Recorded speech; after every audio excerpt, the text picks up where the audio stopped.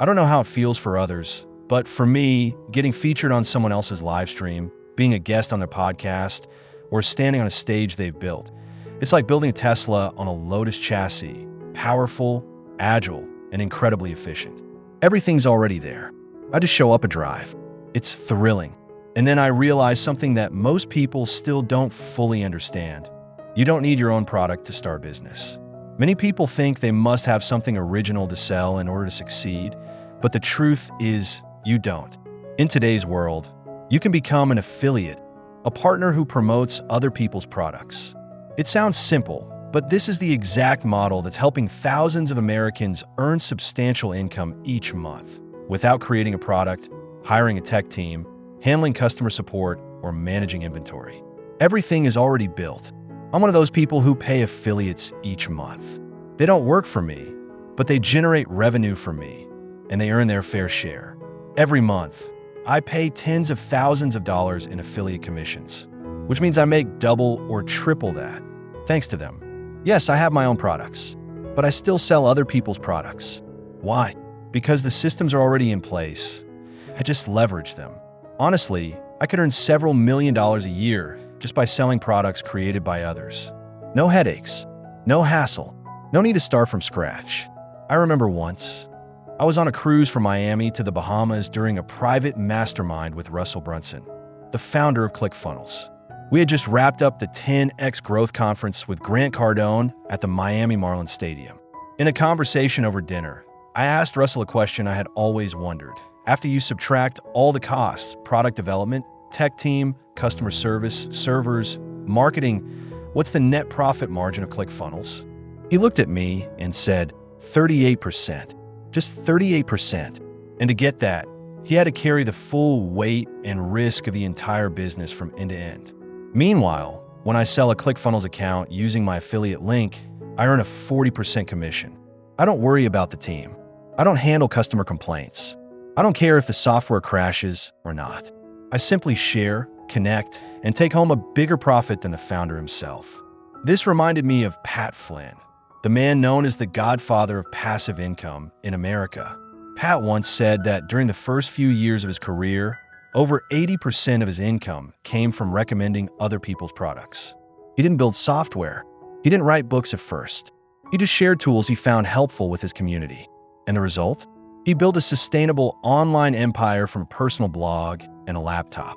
You see, sometimes you don't need to build the tracks. You just need to find a train that's already moving and jump on at the right time. The issue isn't what you have. It's whether you know how to use what's already out there. The internet doesn't care if you're rich. It doesn't demand expertise. It just asks for a bit of courage, a bit of intuition, and a whole lot of persistence. If you're not an affiliate, if you're not building on someone else's proven foundation, where the product is already developed, tested, and validated, then you're leaving serious money on the table. Maybe you're okay with that, but me? I'm not. I don't like leaving money behind when I know I could claim it. And this is just page 1 of Elon Musk's $274 billion strategy manual. Are you ready to turn to page 2? It might just change how you think about doing business. Now picture the very first Tesla, a $170,000 car built on a Lotus frame, produced in tiny batches. But the brilliance? Elon didn't start by selling cheap vehicles. He launched with the most premium product he could offer. Why? Because the most expensive product, even with fewer buyers, brings the highest profits. That's a key business lesson. Never start with the cheapest thing. Start with the best product you can offer. That single shift could completely transform how you see value and opportunity in business. The way Elon Musk approached this is a clear demonstration of this strategy. He understood that if you have a product capable of solving a major problem in the market, its value doesn't just lie in the cost of production. It lies in what people are willing to pay for the solution. Take this lesson and apply it to your business. What big problem have you solved for your customers? If you have one, find the courage to sell it at the highest price you can imagine. Don't rush to slash prices just to attract customers. Remember, the first step is to build the solution. Then, price it in a way that reflects the real value you bring to the table. But that's not all. One of the most powerful strategies I've used and have seen help countless others succeed is selling from the stage. That means standing in front of a crowd and making your pitch directly. This method has helped me and many others generate enormous revenue in a very short time. I still remember how intimidating it felt the first time I stood before an audience to talk about my product. But that experience was what helped me connect with people. And that connection translated into immediate revenue. In the business world, standing up and speaking about the value you offer is one of the most powerful ways to grow your sales. Take someone like Tony Robbins, for example. He built an empire by teaching and selling personal development products through live events. He's living proof of the power of selling from a stage. What he offers isn't just a product. It's belief, inspiration, and transformation. The way he delivers his value has made him a leader in his field. I remember one time, I decided to price a product I'd spent months developing at an extremely high level. At the time, I honestly thought no one would pay for it. I set the price so high. I asked myself, who would ever agree to this? But I knew I had to do it. I didn't just need the money, I needed the practice. I needed to push myself. In business, practicing your strategy is more valuable than chasing quick profit. So I did it. I boldly set the price sky high. I hosted a small workshop with just 15 people. When I announced the price, $3,000, only 2 people agreed to buy. I looked around, wondering if they had misheard. That was no small amount. But those 2 people bought in, and they were clearly satisfied with their decision. That's when I realized maybe the price was still too low. So the next time, I raised it even higher. The following time, I priced it at $4,000. I held a larger event with around 50 attendees. This time, 7 people bought the product. That success made me reflect deeply. If I truly had a real solution, not empty promises, not vague ideas, shouldn't I have priced it high from the beginning? If you know your solution works, if you believe in what you're offering, then never hesitate to price it for its true worth. People will pay for real value. I continued selling that product for over a decade. Almost 2, in fact. By the time I stopped in 2018, the price had reached $35,000, and people were still buying. Could I have sold it at that price from the start? I doubt it. If I hadn't had the courage to first sell it for $3,000, I probably never would have sold it for $35,000. But that journey taught me a crucial lesson. Never underestimate the value of what you bring to the table. I also remember a conversation I had with some colleagues. Not customers, but people also working in business. We were at one of my events in Tampa, back in 2014. I asked them, how many $50,000 products are you selling each month? I wasn't asking to get a number. I want to make a point. If you truly have a solution, if you understand the value of what you've built, then never be afraid to price it accordingly. The people who seek real value, they're not afraid to pay for it. Imagine this. If you had a truly remarkable product that could change someone's life, why would you ever hesitate to ask for what it's worth? Confidence in your value is what propels you to success. I've always respected people who genuinely believe in what they say and who are willing to act on it. Someone like Elon Musk, for instance. He doesn't just say, let's solve climate change. He does it. What shocks me is how many people think they have better ideas for what I should be doing with my money. They believe they know how I should spend it. But the truth is, I know better than anyone how to use the wealth I've earned. One time, I met a businessman who told me, I just started a charity. I said, that's great. How's it going? He replied, actually, it's struggling. Then he asked me for a donation. So I asked, how much have you put into it? He looked at me and said, nothing. I don't have any money. I smiled and said, let me help you out, okay? He nodded. I'll point out the problem first, then offer a solution. The problem is, wealthy people are not used to giving money to charities founded by people who are broke. If you don't know how to use your own money to build and grow something, how could you possibly know what to do with mine? Then I added, so, no, I won't be contributing to your organization. You think your charity deserves my money, but I don't see it that way.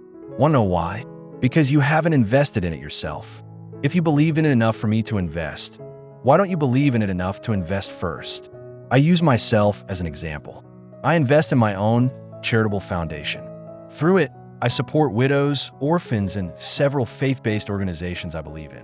Every month, I send funds to an orphanage in Liberia, West Africa.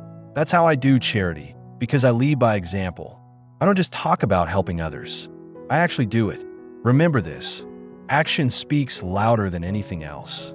If you believe in a purpose, a mission, you must invest in it. Financially, emotionally, like successful entrepreneurs do. Look at Jeff Bezos. He poured his own money into Amazon from the very beginning, knowing the road would be full of challenges. But he kept believing, and he kept putting his money where his belief was. So now I ask you, do you believe in your vision enough to put your own money on the line? I've always taken pride in supporting those in need, widows, faith-based organizations I trust, people simply looking for a hand. Since founding my own charity, I've done everything within my power to serve them well.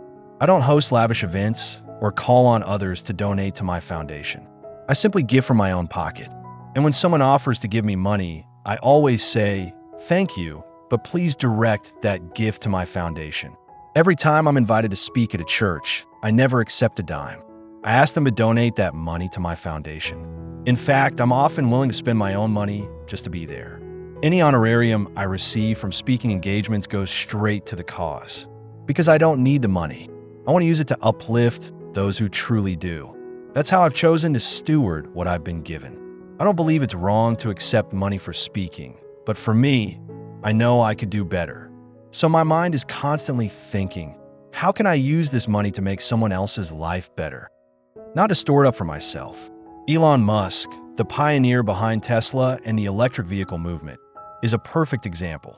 He once said he would help save the planet through electric cars. That's a bold promise. And it begs the question, what are you promising the future? Is your promise strong enough to compel people, not just to buy your product, but to join your movement? I believe that when we reflect on our lives, most of us will find we've said more than we've done. But I refuse to let my life become just a series of empty words. I want my life to reflect a powerful harmony between my speech and my actions. More than that, I want to live in such a way that people don't just hear what I believe, they see it. So that even when they stop listening to what I say, they still lean in because they want what I have. That's why I teach people about business, how to build, how to scale, how to strategize, all based on biblical principles. Because I believe God has the best ideas. And business? It's not just a good idea. It's God's idea. I hope this video inspires you to take lessons from Elon Musk and apply them to your own business. And I challenge you, if these lessons don't work, come back and tell me. Elon Musk's story isn't just about innovation. It's about mission, vision, and the courage to act. If we want to do something great, we can't just say it. We have to live it. So I hope this message breathes new life into your journey. May you walk in courage, wisdom, and purpose. Thank you for taking the time to watch this video. I hope the secrets and lessons from the world's richest man offered a new perspective on life, on wealth, and on how we build it. Life isn't always easy, but it's the simple truths, the consistent actions, and the unwavering belief in your worth that will guide you to success. If this story resonated with you, don't hesitate to share it with family, friends, anyone who's ready to grow alongside you. And if you have questions or challenges you'd like us to explore, drop them in the comments below. We'll create something just for you. If you haven't subscribed yet, hit that button so you don't miss the next one. And don't forget to like, share, and leave your thoughts. We'd love to hear from you. Thanks again, and I hope this message lit a fire inside you. Keep going, keep believing, keep chasing what you truly deserve. See you in the next video. Have you ever wondered why the wealthiest people in the world continue to succeed, no matter how much the world around them changes? Their secret isn't something out of reach. It lies in how they perceive life and money. They don't just earn income. They build empires based on principles most people never hear about. But do you know there's something even more powerful that the richest man alive used to reach his level of prosperity? In this video, I'm going to reveal the hidden truths behind their success. Life lessons you can start applying today to change your financial future. Don't miss this. Keep watching and discover it for yourself. I once asked myself, What if the richest man in the world was the one doing your financial homework? What if you were sitting in a classroom? Not a typical one, but a classroom where you learned how to build wealth. And the person next to you is none other than Elon Musk. And it wasn't just theory. You got to look into his actual notebook, his playbook, the very one he used to build the Tesla empire. And here's what I want you to seriously think about. If you followed the exact same principles he did, would your life change? I'm going to show you 3 pages from that $274 billion playbook. Elon Musk doesn't need much of an introduction.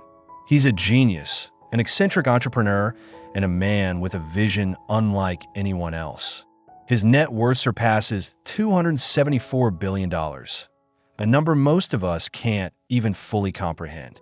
But what I respect the most about him isn't just his wealth, it's where he started. Elon went bankrupt.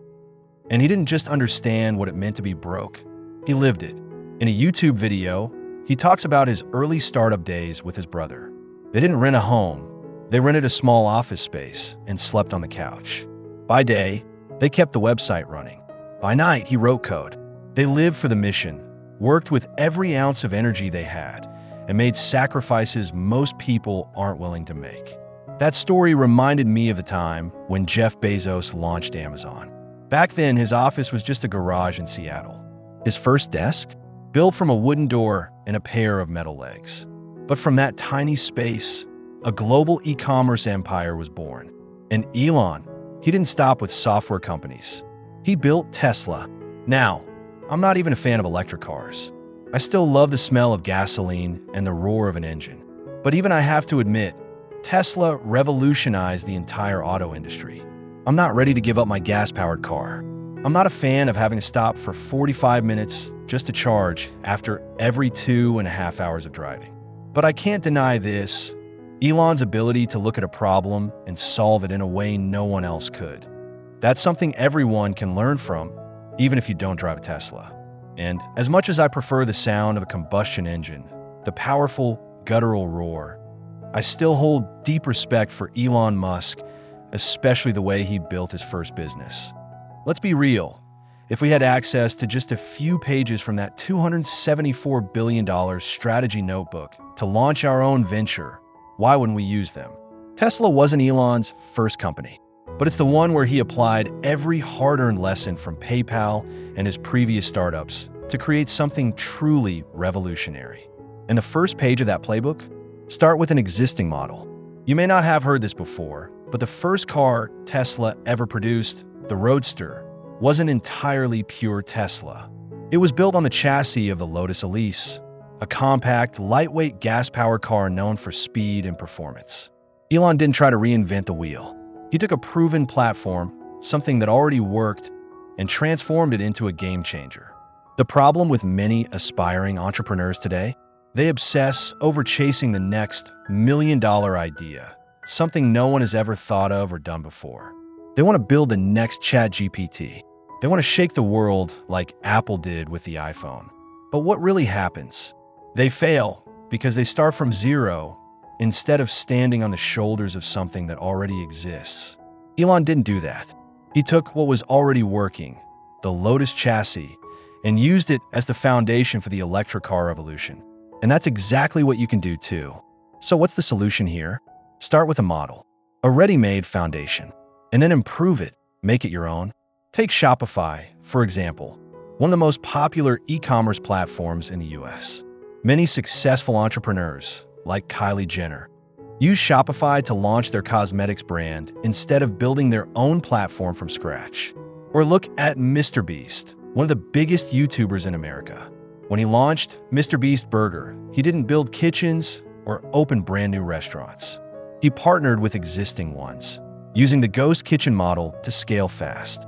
You see, success doesn't always come from starting something brand new. Sometimes it comes from seeing something that already works through a different lens. And if you're asking yourself, where do I even begin? Look around you. The internet is the very first model you can leverage. So after learning this powerful lesson from how Elon Musk launched Tesla, by building the first electric car on an existing Lotus frame, I started asking myself, what else can I use as a template to start my own business journey?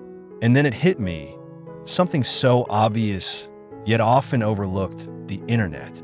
It's been there all along, right in front of me, a forgotten goldmine. Let me ask you something. Honestly, out of all the income you make each month, how much of it comes from the internet?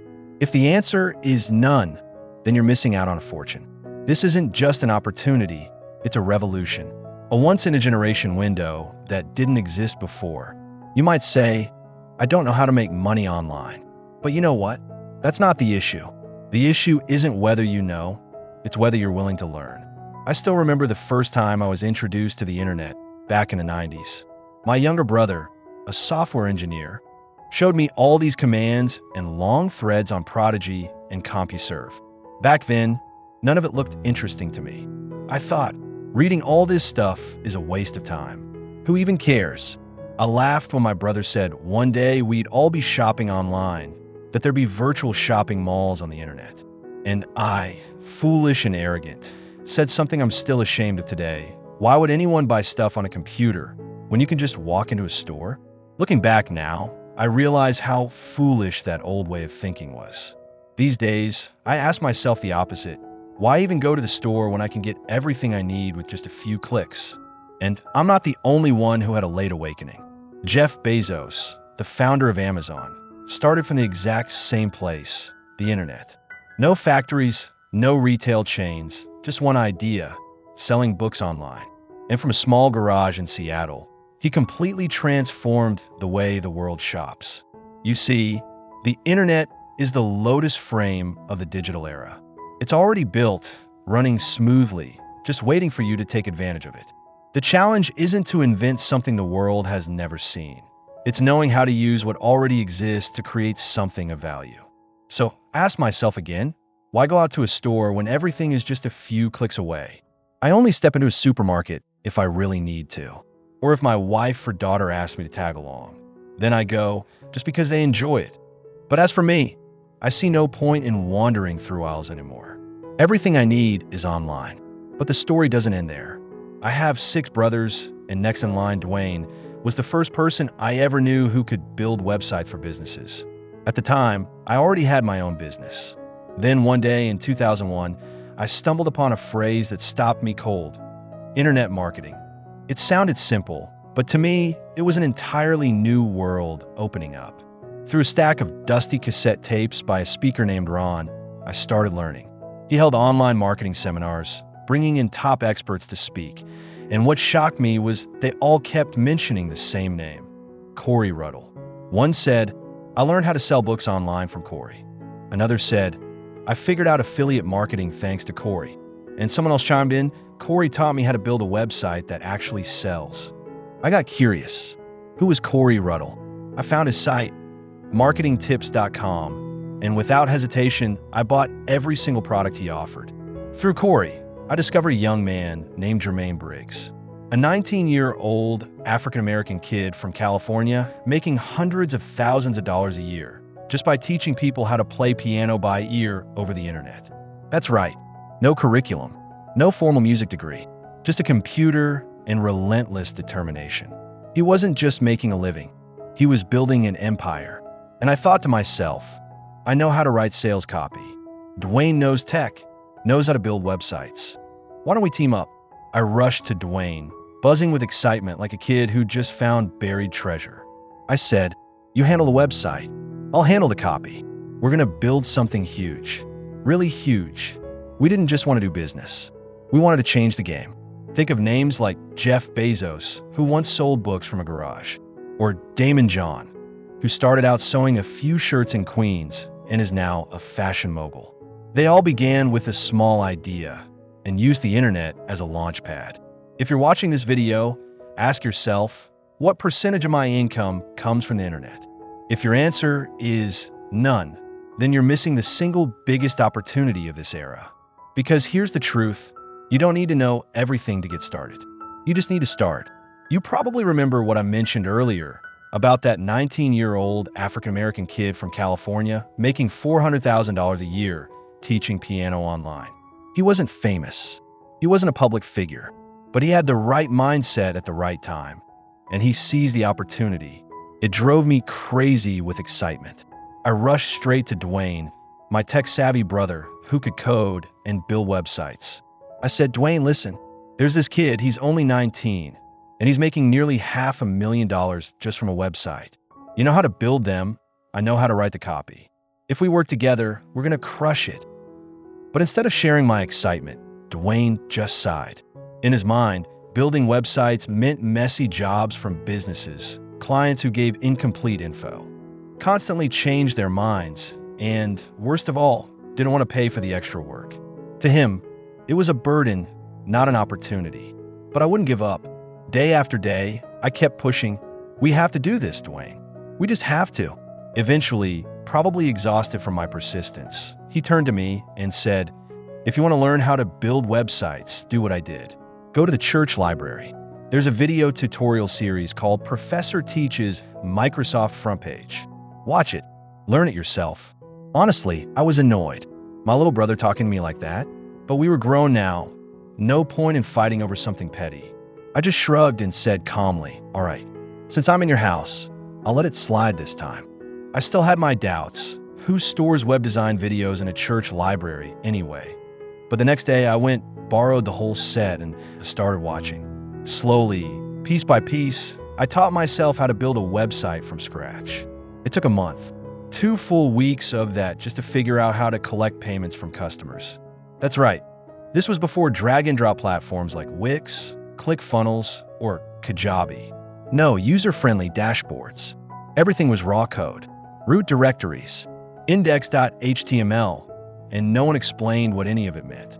Back then, marketers talked like we were all born programmers. But I did it. My first website officially went live. And I told myself, if I make just $400 in the first month, that's enough.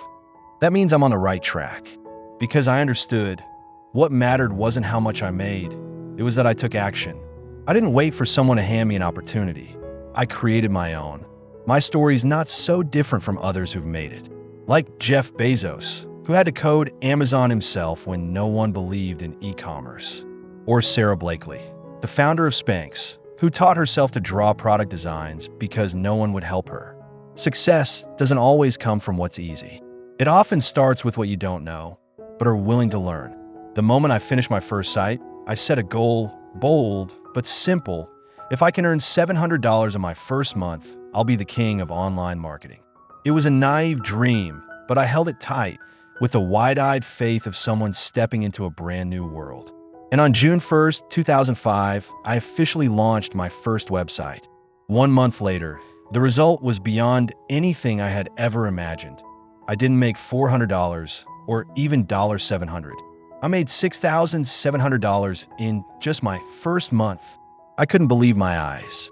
My head was spinning from the shock. I had no idea what had just happened.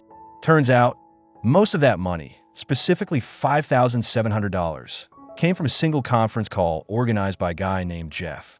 He gave me the chance to show up, share my story, and pitch my product. The remarkable thing was, Jeff didn't take a single dollar in commission. Just one call and my revenue exploded. I started asking myself, was that just a coincidence? Maybe I still would have made more than $700 without that call, but it definitely wouldn't have been $6,700. I paused and asked myself, what's the most important thing I learned from this experience? No, it wasn't that I should make more money. What I realized was this. I needed to start hosting my own conference calls.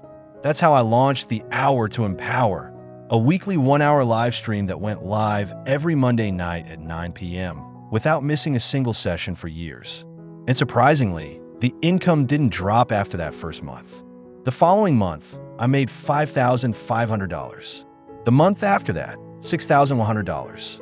And by December, right around Christmas, I hit my first $10,000 month. I decided to run my very first Christmas sale. I remember thinking, who's going to buy anything on Christmas Day? But people did. And in that moment, I was truly stunned. All these years, this money was just sitting in my computer, waiting for me to speak up. To be honest, the laptop on your desk is basically an ATM, but only if you know how to make an offer. And to do that, you need a platform. The internet is one platform, and your audience is the second. I didn't have an audience, but Jeff did. And after that call, a portion of his audience became loyal followers of mine. So if you're asking yourself, where do I find my audience? Here's the truth. You don't have to. Collaborate with someone who already has one. That's how Gary Vaynerchuk launched Wine Library, by partnering with major platforms.